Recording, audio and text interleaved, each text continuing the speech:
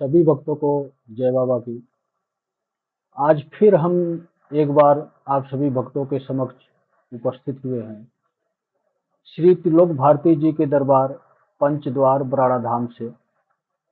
आज हम दोबारा से बाबा श्री त्रिलोक भारती जी के बारे में, उनके जीवन परिचय के बारे में नवी जानकारी लेकर फिर आए हैं, जिसके बारे में आप सभी भक्तों को पता नहीं है।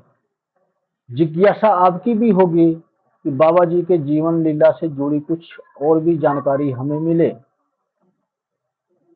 पिछली वीडियो में हमने आपको बताया था, लेकिन संपूर्ण जानकारी हम इसलिए नहीं देना चाहते क्योंकि वीडियो बहुत लंबी हो जाती है, कम से कम 50 मिनट के आसपास वीडियो हो जाती।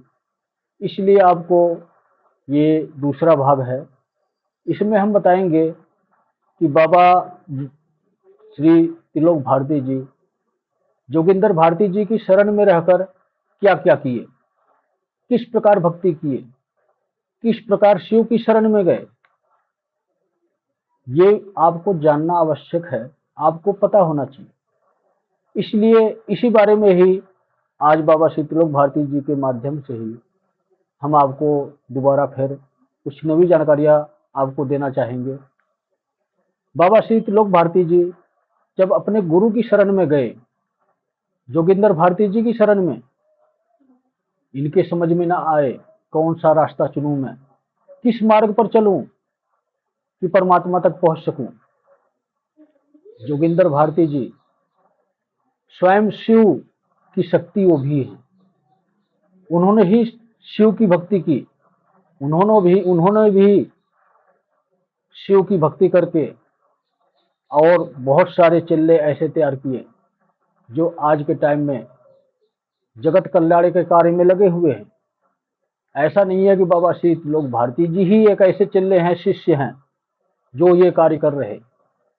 10-15 शिष्य ऐसे निकले हैं जो आज कलयुग में कल्याण का काम कर रहे हैं, हर इंसानों के दुख, बीमारी, विपदा को काट रहे हैं, खत्म कर रहे हैं। सबके कार्य अलग अलग बटे हुए हैं। बाबा श्री त्रिलोक भारती जी को जब शिव मंदिर में लेकर गए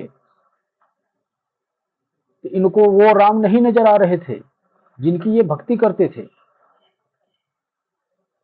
फिर इसके बाद जोगिंदर भारती जी ने पूछा, हे शिष्य, तुम्हारे राम यहां पर दिखे कि नहीं? इन्होंने क्या जवाब दिया, नहीं गुरुवर, मुझे मेरे राम नहीं दिखे। इसके बाद इनके गुरु ने क्या बोला, उन्होंने ये बोला, ये शिव मंदिर है, यहां तुम्हारे राम मुझे नहीं मिलेंगे। क्यों नहीं मिलेंगे? इसका कारण है क्योंकि राम स्वयं शिव के आराध्य हैं। शिव राम की भक्ति करते हैं। क्यों ना तुम शिव की भक्ति शुरू करो।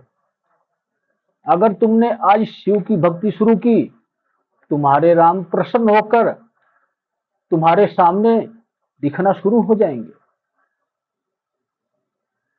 त्रिलोक भारती जी के समझ में नहीं आया, मैं क्या करूं?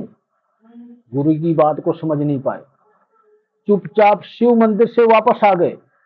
सोचते रहे, इनके समझ में ना आए, मैं क्या करूं, गुरु जी ने मुझे क्या बताया। दोबारा फिर डरते डरते अपने गुरु जी से इन्होंने पूछा, हे गुरुवर, आपने जो बताया ये मैं समझ नहीं पाया,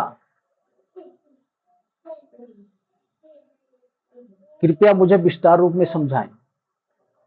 वो विस्तार रूप में मैं आपको नहीं समझा सकता इस टाइम, मैं आपको थोड़ा आसान तरीके में समझाने की कोशिश करता हूं। फिर इसके बाद उनके गुरु ने बोला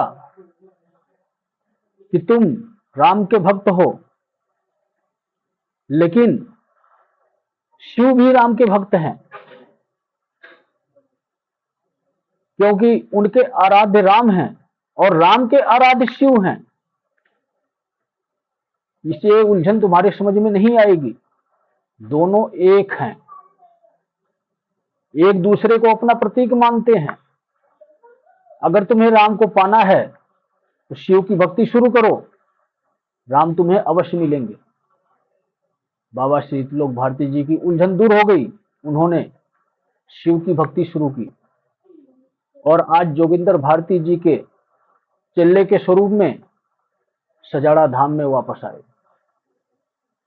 उनके आदेशों का पालन किया, अपने माता पिता की उम्र बनाई, उम्र को बढ़ाई। 10-12 साल और जीवन दान उनको फालतू मिला। इनको समाधि लेने के तकरीबन 1-1.5 साल बाद उनके माता पिता की मृत्यु हुई। वो स्वर्गलोक को स्वयं गए। क्यों गए? बाबा श्री त्रिलोक भारती जी की भक्ति की वजह से, उनके माता पिता होने की वजह से उनको स्वर्ग की प्राप्ति हुई।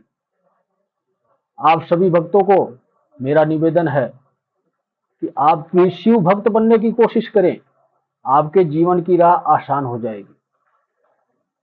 और आप लोग ये ना समझना कि ये जो मैं जानकारी आपको दे रहा हूं, इसमें कुछ भी अपनी तरफ से जोड़ के बता रहा हूं। मुझे कुछ नहीं पता है। मैं एक अज्ञानी पुरुष हूं। मैं कौन होता हूं कि आपको जानकारी दूंगा? ये तो बाबा त्रिलोक भारती जी की कृपा है। उनकी शरण में हूं, उनको अपना गुरुवर, अपना आराध्य सब कुछ माना हूं। उनकी कृपा दृष्टि मेरे ऊपर पड़ती है तो शायद मेरे मुख से बताए हुए वचन सत्य होते हैं। इसलिए आप इस चैनल को सब्सक्राइब करें, भक्ति सागर पंचद्वार बराड़ा धाम।